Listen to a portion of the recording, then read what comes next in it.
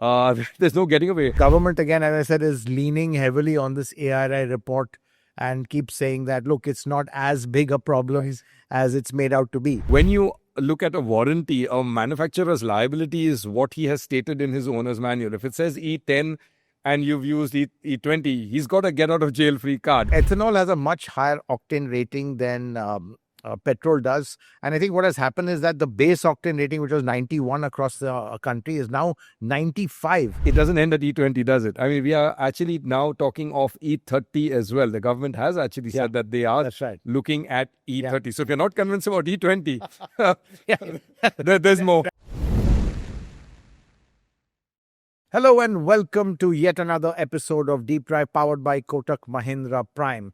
Now, on this week's episode, we are going to be talking about a real burning issue, and that is E20 fuel. So, it's all about giving fuel for thought or even a thought for fuel. I'm Hormazd Sorabjee. And I'm Sergius Barretto. And Hormazd, absolutely. I mean, it's time for a thought for fuel. It is definitely a big topic that's suddenly kind of, taken on a huge explosion on social media, everywhere else.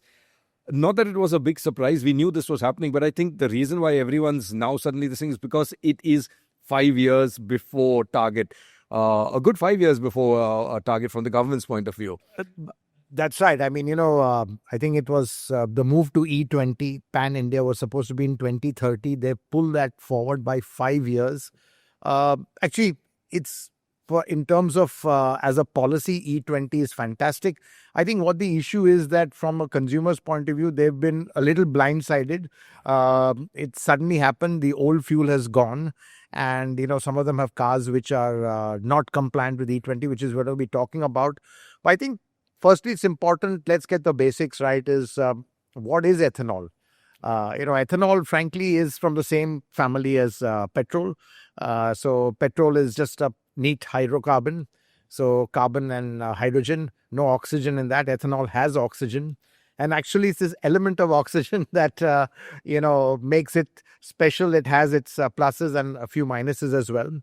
And I think, the pluses, as we say, and let's get that right up front, the pluses actually outweigh the minuses. Because I think, the way we are going with ethanol production, actually it's fantastic because it solves a lot of issues. I think number one is our energy security. And I think, let's not get away from the fact that, we import 85% of crude. I think it's about over $130 billion. That's what 1.1 lakh crores in foreign exchange going towards fuel and oil. Then there are geopolitical issues, and we've seen the impact of that with the tariffs which have been slapped on us for importing Russian crude. So all these things are a problem. Over and above that, I think, from an environment point of view, ethanol burns much cleaner than petrol. And let's start with, some of those benefits. And one is a CO2 benefit. Today, we know that CO2 is public enemy number one. It's really the one major issue that is actually an existential issue for the planet because just overheating because of more and more CO2. And the way ethanol is produced, it's produced by plants. It's produced above the ground.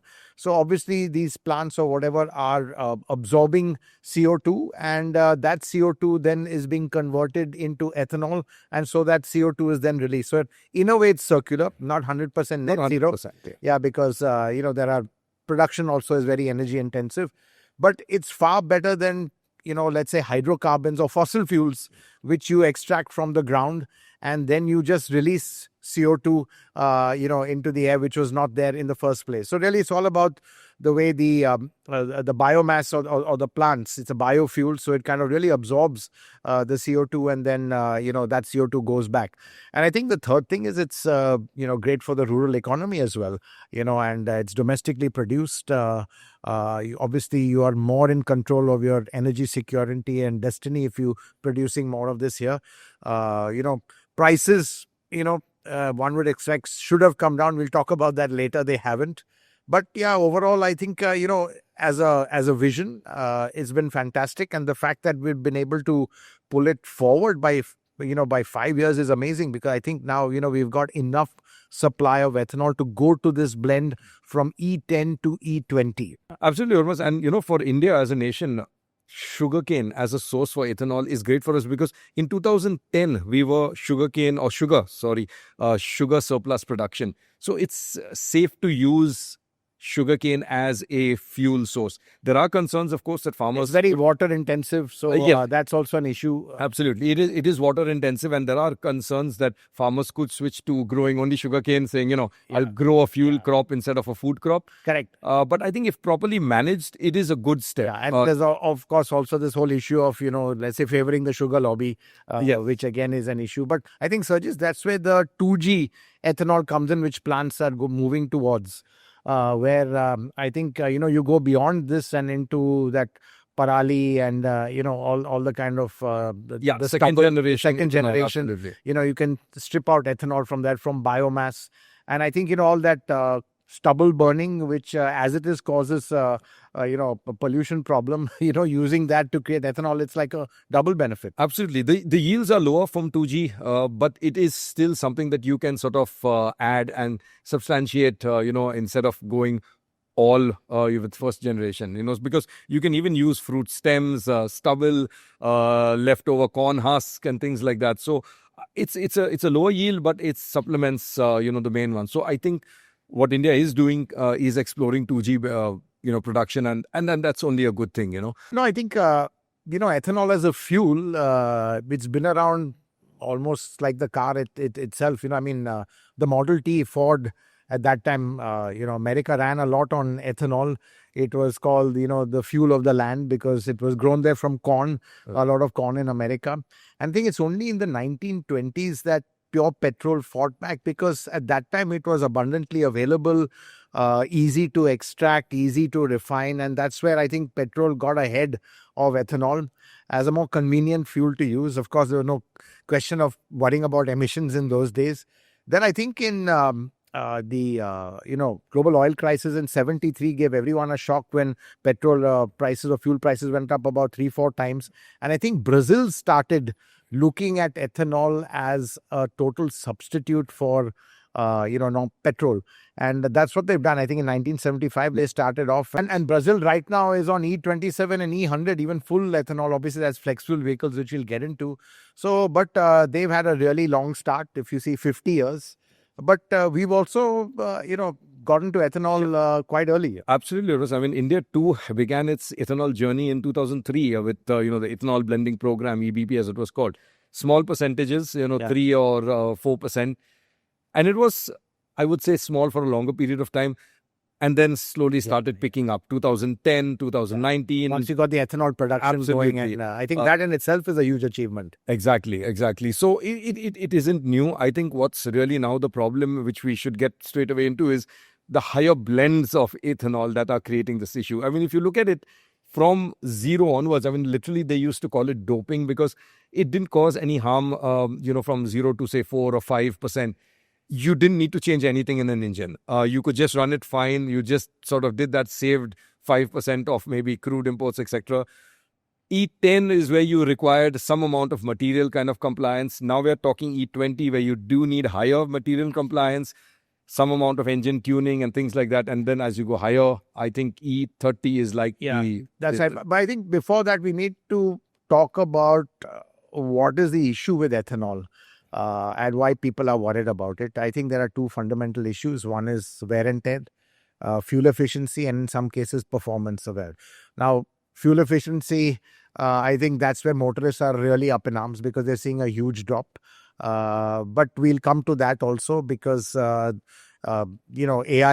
Automotive Research Association of India, they've done some tests. Now they're claiming only 1 to 6%, but motorists are getting more. Some are getting as much as 20%. Obviously, fuel efficiency is something very, very wide, that varies wildly depending on driving style, the engine, all that sort of thing. But I think this whole, oxygen in ethanol has causes issues with accelerated wear. And for me, that's the bigger problem. Yeah, absolutely. I think the number one concern is corrosion, and there's two types of corrosion. One is like a chemical corrosion, ethanol attacks plastics and rubber, degrades them over time, tends to get brittle and swollen. You get that damage happening.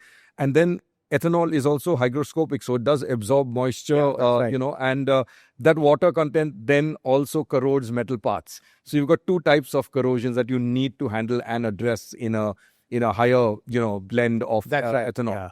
That's why when you say E20 compliant, it's materials which are upgraded with special protection, which can counter the kind of, let's say, corrosive properties of higher ethanol. Exactly. And, I think owners are fair to be worried about this, because at the end of the day, the buck stops with the owner again, because it's not catastrophic. Let's, put that out to our viewers. It's not like if you fill diesel in petrol, it's not that instantaneous damage. But over time, it will happen. And you as an owner would have to bear the cost of changing your hoses or your filters and fuel lines and things like that. And I think, okay, it is fair enough for an owner to be, a little worried. Why am I? Absolutely. I mean, especially if an older car, I mean, I would be very worried because, you don't know how long it will or if the parts are available also. Or the parts are available, yeah.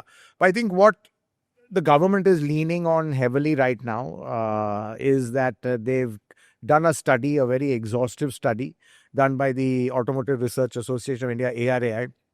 And in that study, it says the wear is minimal and the fuel efficiency drop is 1 to 6%. Now, that's done under lab conditions. And of course, owners are even skeptical about that. Right. The automakers themselves have kind of, unofficially indicated that they are worried about the long-term effects. And I think one of the ways to have solved this was to have, transitioned to E20 by continuing with E10, to run E10 and E20 parallelly. But clearly, I think from the government's point of view, it didn't make sense. One is it was add complexity, add cost, because you have to have two bunks, two dispensing systems, and, they want to produce E20 at scale. And government, again, as I said, is leaning heavily on this ARI report and keeps saying that, look, it's not as big a problem as it's made out to be. But I think, from our point of view, we need to look at it objectively. And I think it's fair to say, like you said, your engine's not going to suddenly stop as if you put petrol in a diesel engine and vice versa. It's cumulative. It's over time.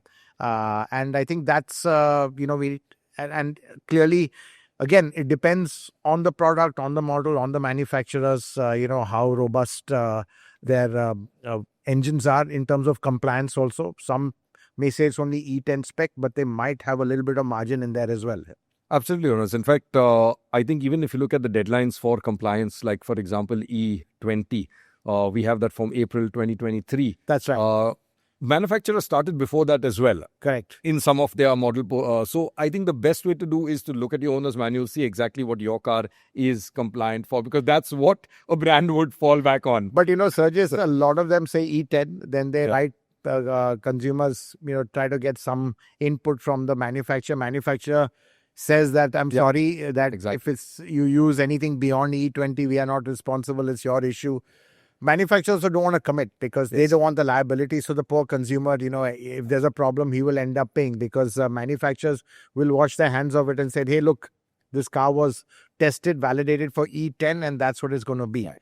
But having said that, and to give some comfort to car owners, that a lot of OEMs, without saying it, because they can't say it, otherwise, they'll be held to it, their materials have a delta or a bit of a margin in them, a little bit of tolerance. Now, what I've heard, brands like Toyota, what I hear is their engines are E20 compliant for over 10 years. Honda, I've heard, their engines go back 2010, they're E20 compliant, and they've done this for different reasons also, because don't forget, in India, there's always this problem of contamination, and contamination also has elements which are corrosive in nature, not pure petrol.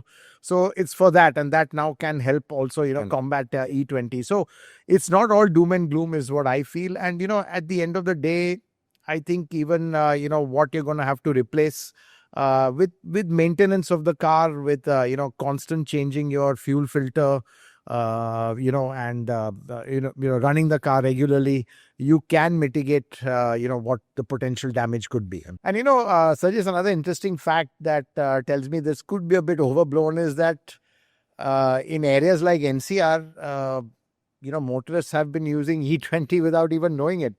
Now, Before the implementation. Absolutely. For maybe 2 years or around that much, because, as ethanol production has increased, they've increased the blends in areas, where they have, and, NCR is one area where, there's been a higher production of ethanol, and some of the pumps have had E20 without people even knowing it. I think that's again the beef of, car owners. They've not been told, there's no markings, E20 is here. So naturally, there's a big uproar about it. But so the point I'm trying to make is, if there was a problem to surface, it would have surfaced by now. In those cars, at least. Yes, in the end. but a lot of them had been grumbling about poor fuel efficiency, that the cars are becoming less fuel efficient. So that is one thing we can't get away from. I think manufacturers also will have to work to make their cars more and more fuel efficient. And I think, there are ways to do that as well.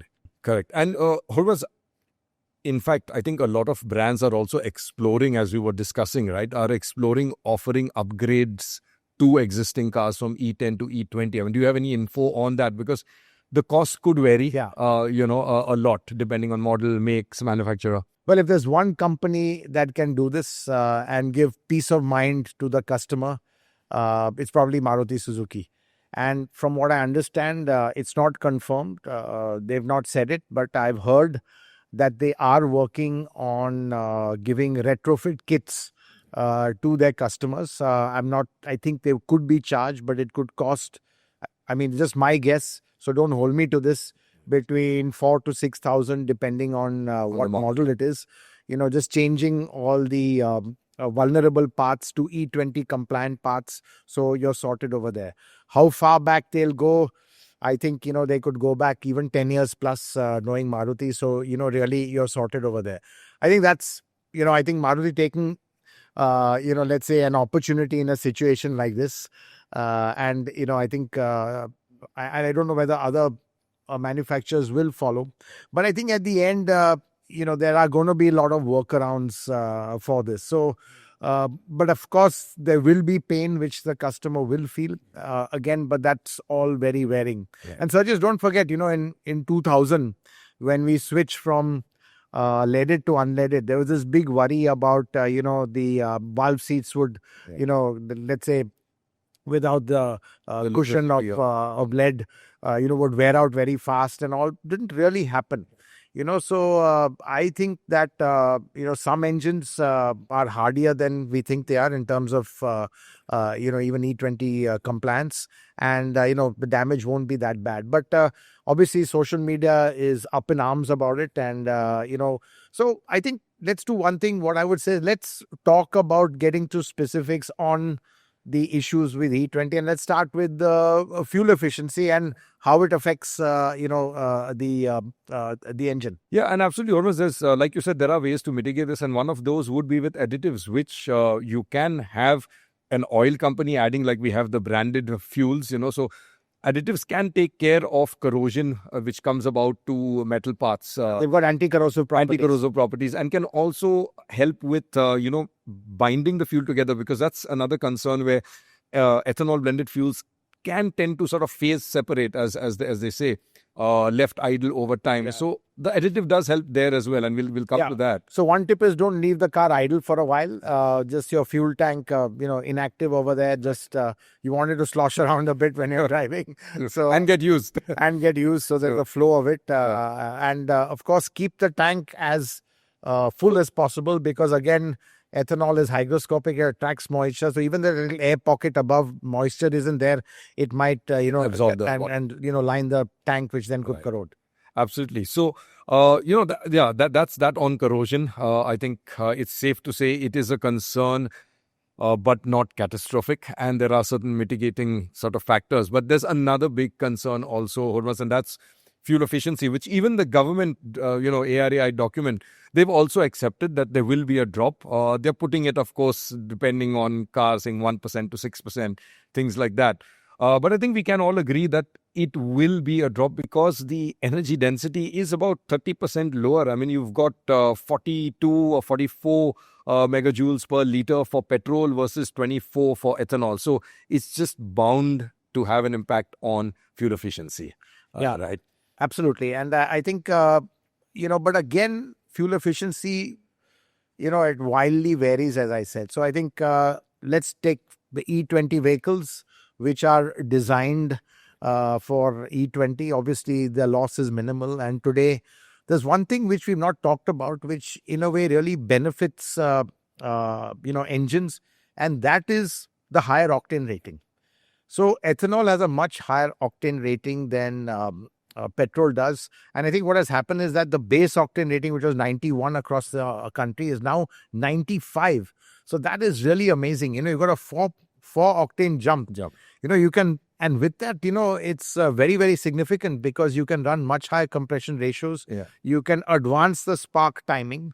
And so when people talk about power loss, actually, you can have more power. Right. Don't forget, you had Indy cars running on, E85 for a long time, because just the power it produced. Of course, no getting away from it. It sucked a lot of fuel, so fuel consumption didn't improve. Right. But power is much better with ethanol purely because of that one oxygen element again. And but it really works only in high compression engines. So, for example, if you have an old, let's say Alto with an F10 series engine, naturally aspirated, going to be no impact really. Correct. But I think if you have, a GDI, high compression, turbocharged engine, it can really make a difference. And I think what it can also do is, a lot of the ECUs and where you have advanced spark timing and a more sophisticated spark timing and advanced NOx sensors, you can run it more advanced. You can make the timing much more advanced, right up to top dead center. And that really is a sweet spot for torque. So, I think, so, power is there. But coming to that is, all this minimizes also some of this tuning minimizes the impact on fuel efficiency. So net, older cars with simple MPFI engines, maximum fuel efficiency loss. I think about maybe 8%, 6 to 8% there. As you get more sophisticated, where the compression ratios are up, you've got, advanced ignition systems, let's say the impact is a NOx sensor, the impact is a lot less. But there is an impact at the end. And I think also it's important to note that the ethanol or E20 engines are far more sensitive to driving style, much more than a normal petrol engine. And, it's because, Sergius, how do I put it? It's because, the minute you floor it, you have to kind of suck in an extra amount of fuel to produce the same power. Exactly, because of that low energy density. So you just have to fuel it more. And like you said, the racing Indy cars, the NASCAR examples, they use ethanol there, but they're not worried about fuel efficiency. Indy cars use the ethanol. So absolutely. Your fuel efficiency is going to drop. It's just a given because it's having to fuel more, produce that power. And I think there's no getting away. What's interesting to see, though, is that, how it's varying so wildly. The ARI documents says 1 to 6%. Manufacturers are saying around 8%. And of course, social media says 20%. Yeah. So, I mean... well, on social media, I'll be honest. You have to accept the point of view. But I wouldn't say take it with a pinch of salt, but you don't know that if there are other factors which are leading to the drop in fuel efficiency. But looking at it, practically and objectively, I think... really depends on the technology, your engine and your driving styles. These two factors really kind of, and the environment, of course, will really determine what kind of percent drop you will have. Definitely, you will have a drop in fuel efficiency, but how much depends on all these factors. And then, of course, Hormazd, there are smaller issues also like coal starting issues. The latent heat of vaporization of ethanol is higher than petrol and that could lead to some cold starting problems, but that's really only in sub-zero temperatures. And in a way, we are fortunate, to say that we are a hot country. Right. And as you said, sub-zero temperatures. Right. So, really, It's in winter. Especially at E20 blends. Yeah, at E20. It's only in winter right up in the north that there could be some problems. But again, I don't think this will be as big an issue as people make it out to be. Exactly. I think fuel consumption to me is the main worry, and that's, you have to learn how to deal with that. So, yeah, absolutely, Hormazd. I think these concerns are then the big question we should also address. What a lot of people have been asking us is the warranty, because when you look at a warranty, a manufacturer's liability is what he has stated in his owner's manual. If it says E10 and you've used E20, he's got a get out of jail free card if they want to use it. They are using that. I think no one is saying, no, don't worry, we'll cover you for anything. And they are using that. Right. And, as I said earlier, they don't want the liability. But if you look at it, take the last of the E10 cars, there until 2023, after which manufacturers told to be E20 compliant. So next year is going to be 3 years generally or out of your warranty period. So, technically, anything would happen, warranty or no warranty, you would have to, pay yourself. There are extended warranties which people do take, but I don't know how much will get covered. It's going to be a very interesting thing. I think manufacturers are quite mum on this. They are not saying anything. They're just going to see how it goes. As I said, Maruti is one which I think will, put its foot forward because they really want to kind of excel in this area. We saw what they did in the Mumbai floods. It was amazing. The way they got those flooded cars back on the street and took 50% of the cost. I remember Jagdish Khattar saying, we will also feel the pain of Mumbaikars. So they absorbed 50% of the cost of all the ECUs which got damaged in the flood. And you look at Honda. Cars were stuck sometimes up to a year because these parts, they're not stored. They had to be imported and, they were not there. So really you can see the difference. And I think Maruti Suzuki will be one that, could take a lead in this from what I hear. I'm sure others will want to then do that. So on this warranty thing, it's very much a gray area over there. But, as I say, I feel that, these cars are more robust than we think they are. And there's one thing, as I said earlier, validation is one thing, and what it can actually do is something else. I mean, it reminds me of, Apollo 13, the failed mission to the moon, right? Where, there was an accident in outer space.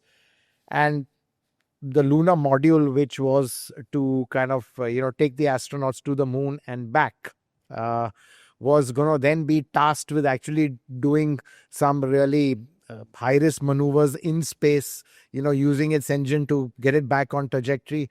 And, the manufacturers, Grumman, were asked, can it do that?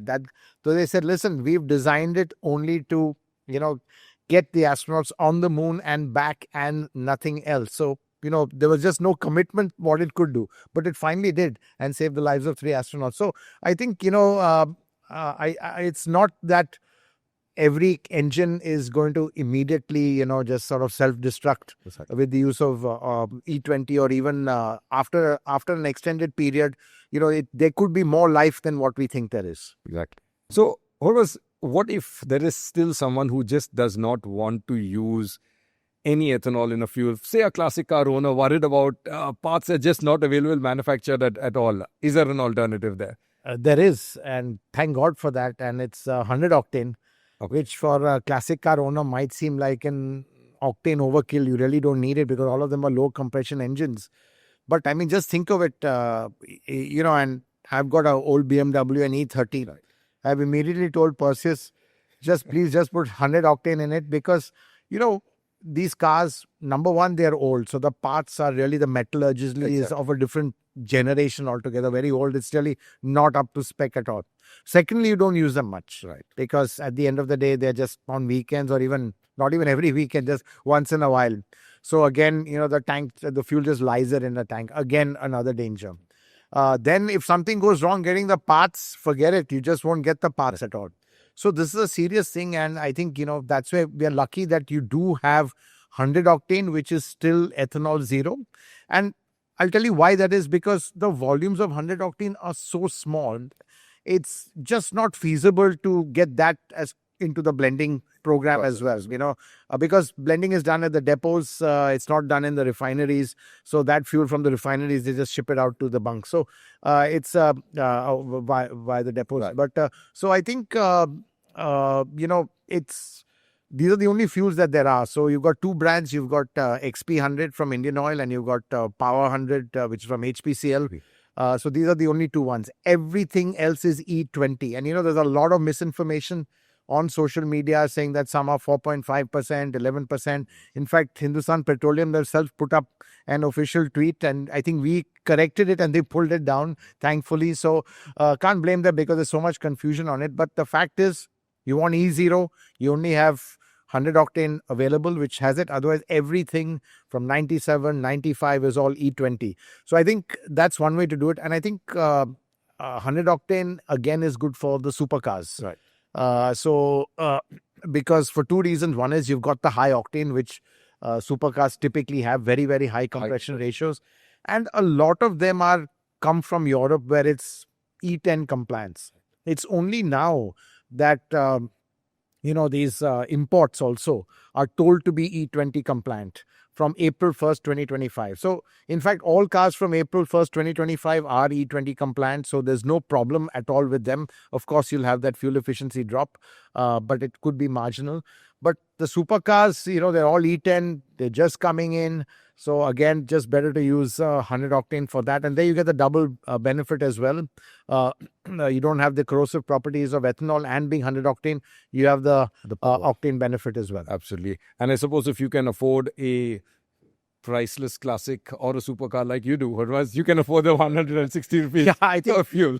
And these cars are not used often, honestly. So they're not your everyday car. Right. So it just makes sense.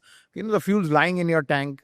Just better to if you look at it over the year, it's really won't be that much of it. I've done 4,000 kilometers in my Cayman in 2 years. So really not much at all. Problem is you're driving so many other cars all the time, don't get chance to drive it. So I think, it's really not that much. But, thank God we have some option, though a very expensive option of E0. So Hormazd, I think, we've discussed this in fair detail, and I hope we've been able to put across this message that, yes, there will be certain pain points. There are issues around maybe increased maintenance. There will be a drop in fuel efficiency. So there is pain for a car owner, but I don't think it's as big as it's made out to be. In the overall scheme of things, if you look at the pros and cons, it is a step we need to take, but it doesn't end at E20, does it? I mean, we are actually now talking of E30 as well. The government has actually said that they are looking at E30. Yeah. So if you're not convinced about E20, there's more. That's scaring car owners. Right. No, Sergius is absolutely right. And I think, I think the vision to push towards higher ethanol blends is actually fantastic. It's amazing that we've been able to produce so much ethanol. Right now, we need about 1,000 crore liters to meet our E20 targets of going pan-India. I mean, the good news is that we've got a surplus. We've got 1,800 crore liters going to 2,000 crore liters. So I think what's been amazing, and, we have to give the oil industry, the ethanol producers, the entire ecosystem, is that we've really ramped up our ethanol production. And, it's great for, local farmers as well. So that is really amazing. We are on the journey to going to Brazil.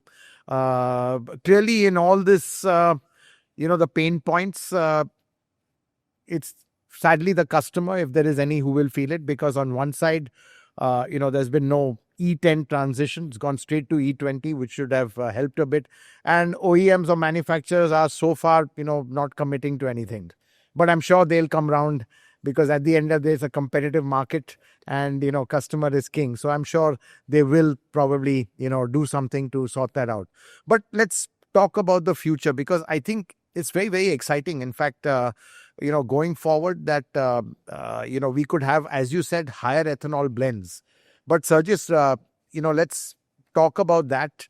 And, the worry is that what will happen, because with E20, there's so much of an issue.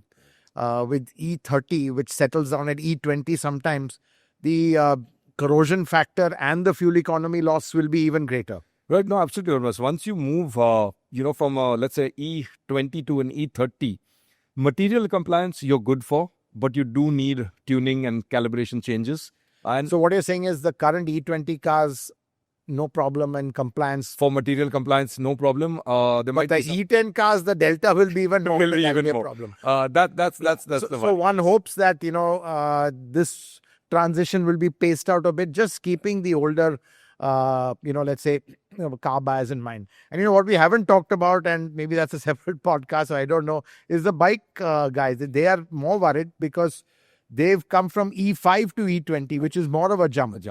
But then again, I was talking to some of the bike guys and, bike makers like Bajaj Auto, which sell a lot in LATAM. They said our bikes are already have been E20 compliant for a long time. So again, there's this kind of feedback you get is that, we've been E20 compliant for a long time, even though we didn't need to be. And even though we validated everything for E5 or E10, which was the right fuel. It's just that the tuning sometimes, is gets messed up. Absolutely, Hormazd.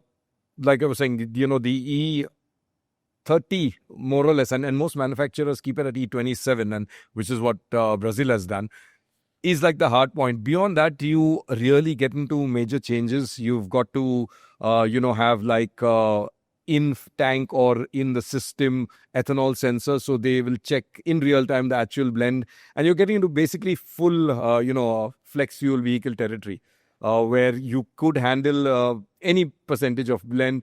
Right up to E85, which is in the US, for example, or a pure ethanol even. Yeah, Brazil is E100. Brazil is E100, exactly. So after the E30, you've got to get into this territory of full flex fuel where you've got major hardware recalibration. I think you even got heaters for the cold start issue. Exactly, because now at a higher ethanol percentage, cold start is more of an issue. So you have heaters for the injectors and the fuel rail and things like that. So yeah, that's I think where the government will have to sort of really consider how far do we want to go down this ethanol journey. But I think, Sergius, the issue to me really is, there has to be policy to incentivize the move towards ethanol more and more. So I think, look, there is this transition of the older vehicles. We all have to go through that.